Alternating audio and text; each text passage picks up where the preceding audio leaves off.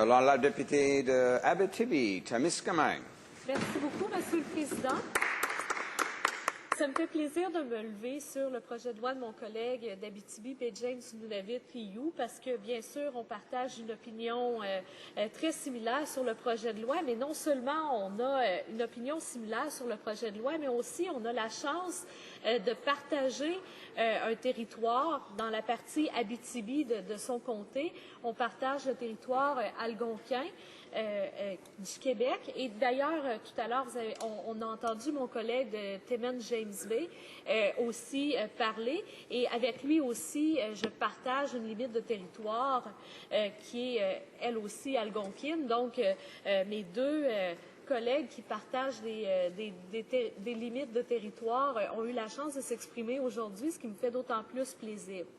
Avant de rentrer dans le projet de loi comme tel, j'aimerais tout de même faire un petit portrait de la population autochtone de mon comté.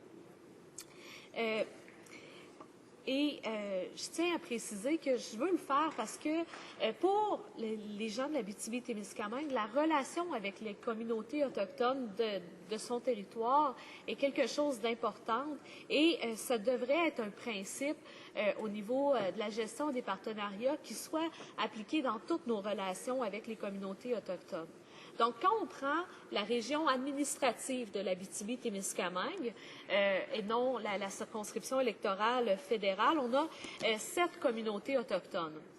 Donc, on a la communauté d'Abitibi-Winnie de Picogan, qui est dans mon comté, dans la région proche d'Amos. On a aussi au Témiscamingue, Témiscamingue First Nation, Wolf Lake, Eagle Village et Long Point First Nation. Donc, toutes ces communautés-là sont situées sur le territoire du Témiscamingue. Et dans le territoire de mon collègue d'Abitibi, B. James Nunavut-Qiu, dans la partie Abitibi, on a 2 communautés, soit celle de Kitsakik et celle de Lac-Simon. Il faut comprendre que c'est des communautés qui sont particulières en raison du fait que souvent, c'est des communautés très jeunes comparées à la démographie de l'Abitibi-Témiscamingue et malheureusement, le niveau d'éducation se retrouve souvent aussi moins élevé. Ils vivent avec plusieurs problèmes de santé et des problèmes sociaux sur lesquels il y a beaucoup de travail à faire encore, mais les communautés sont de plus en plus conscientes des problèmes dans lesquels ils vivent et de plus en plus, on voit des solutions émerger dans ces communautés-là. Et une des particularités extrêmement importantes aux communautés algonquines de l'Abitibi-Témiscamingue, c'est la croissance démographique.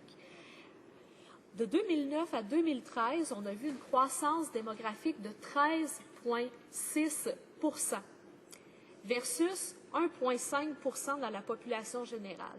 Même que dans certains territoires, comme si on prend la MRC du Témiscamingue, s'il n'y avait pas les communautés autochtones, on voirait une décroissance de la population des territoires, mais à cause du taux de natalité élevé dans ces communautés, la population dans ces MRC réussit à rester stable. Et je tiens aussi à rappeler que malheureusement, plus de 20 des Autochtones d'Abitibi-Témiscamingue vivent sous le seuil de la pauvreté, ce qui est, je crois, tout à fait honteux, surtout si on prend en considération le boom économique que la région administrative de l'Abitibi-Témiscamingue a connu dans les dernières années. Donc, ça, c'est le portrait de la communauté, des communautés que je représente. Juste à titre indicatif, Abitibi, c'est un mot algonquin. Donc, à chaque fois que vous dites Abitibi-Témiscamingue, vous pratiquez votre algonquin. Maintenant, il faut comprendre que le fait de s'assurer de respecter la Déclaration des Nations unies dans nos projets de loi fédéraux, c'est avant tout une façon de faire qui va nous permettre d'agir et de faire en sorte que les Premières Nations s'autonomisent et s'émancipent. Il faut comprendre que si on veut bâtir une relation durable avec les Premières Nations et respectueuse, il faut avant tout s'assurer d'avoir des relations égalitaires. Et je pense qu'on a des défis historiques à relever après nombreuses interventions étatiques complètement désastreuses, comme malheureusement les pensionnats autochtones, dont une grande partie de la population que je représente a subi. Et lorsqu'on a des exemples comme ça, je pense qu'il est essentiel, si on veut en arriver à une vraie relation et un vrai développement de ces communautés, c'est de s'assurer qu'on respecte leurs droits. Et lorsqu'on respecte leurs droits, bien, on leur permet de s'autonomiser parce qu'on ne leur fait pas subir des décisions gouvernementales, mais on leur permet d'être une partie prenante des décisions qui sont prises. Et comme ça, on bâtit cette relation égalitaire. Malheureusement, ce qu'on a constaté, c'est un manque de volonté politique du gouvernement conservateur et du premier ministre depuis qu'ils sont au pouvoir. On a juste à penser le dossier des femmes autochtones disparues ou assassinées qui perpétue continuellement un manque d'écoute. Une majorité de solutions lorsqu'on parle des problèmes qui sont vécus à l'intérieur des communautés, peuvent être trouvés lorsqu'on prend le temps de s'asseoir, de discuter et d'avoir une discussion ouverte sans être dans des principes de « bon, on a un timeline, il faut respecter ». Lorsqu'on décide de bâtir une relation égalitaire et lorsqu'en plus, on demande aux Premières Nations de nous aider à trouver et développer les solutions, c'est à partir de ce moment-là qu'on bâtit les relations égalitaires, autonomes, et c'est à partir de ce moment-là qu'on peut s'émanciper comme communauté. Et lorsque ces relations vont être bâties, bien, on va le faire en harmonie avec justement la Déclaration des droits autochtones des Nations unies. Donc, je pense que c'était un point extrêmement important pour comprendre à quel point ce projet de loi-là est important. Est-ce que vous pouvez me préciser le temps qui me reste, Monsieur le Président? Est-ce que vous pouvez me préciser le temps? Il reste environ 3 minutes. Merci beaucoup. Maintenant, il faut comprendre aussi que cette déclaration-là s'est produite avant même le début du mandat du gouvernement conservateur actuel. Donc, je pense qu'il est grand temps d'agir. On arrive à la fin du mandat de cette législature et on n'a toujours pas d'action, alors que ça ferait très longtemps qu'on aurait pu le faire. Je pense que un des beaux cadeaux qu'on pourrait se faire pour le 150e anniversaire de la Confédération, c'est vraiment de décider qu'à partir de ce moment-là, ça va être des relations égalitaires qu'on va avoir avec les communautés autochtones.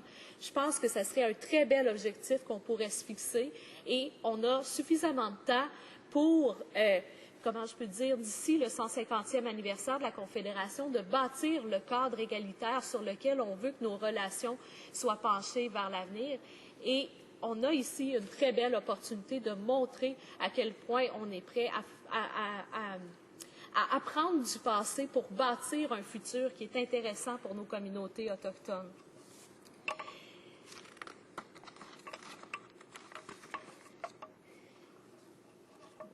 Maintenant, l'un des derniers points qui est extrêmement primordial et qui fait partie justement de cette déclaration, c'est vraiment de respecter un rapport de nation à nation. Il faut comprendre que bien des communautés autochtones, à l'heure actuelle, qui vivent, n'ont jamais cédé leurs droits sur le territoire qu'ils occupaient avant qu'on s'y établisse. Et lorsqu'on agit comme le gouvernement conservateur, qu'on impose des lois sans respecter le droit autochtone, sans même les consulter, ce n'est absolument pas un rapport de nation à nation. Si on veut bâtir cette relation-là, il faut être capable de s'asseoir avec les gouvernements autochtones, de s'asseoir avec les organismes qui représentent ces communautés et vraiment de bâtir un rapport égalitaire. Lorsque je vois le gouvernement conservateur qui conteste continuellement des décisions qui sont rendues par des cours qui sont souvent favorables aux Autochtones, qui passent son temps à les contester en cours, on ne peut pas bâtir une relation égalitaire de nation à nation en agissant de cette sorte. Ce qu'il faut faire, c'est être prêt à faire preuve un peu d'humilité, être capable de s'asseoir et de dire ensemble, on est capable d'arriver à un Canada à lequel on va être fiers et qu'on va être content de partager ensemble. Et justement, en incluant les communautés autochtones, ce qu'on peut faire aussi en sorte, c'est de s'assurer de bâtir un Canada où est-ce qu'on a un développement durable, inclusif pour tous et pour toutes, avec toutes les nations. Et je crois qu'à ce moment-là, autant les communautés autochtones que les Canadiens d'origine ou les nouveaux Canadiens vont être fiers du pays qu'on va bâtir tous ensemble. Merci. And before we go to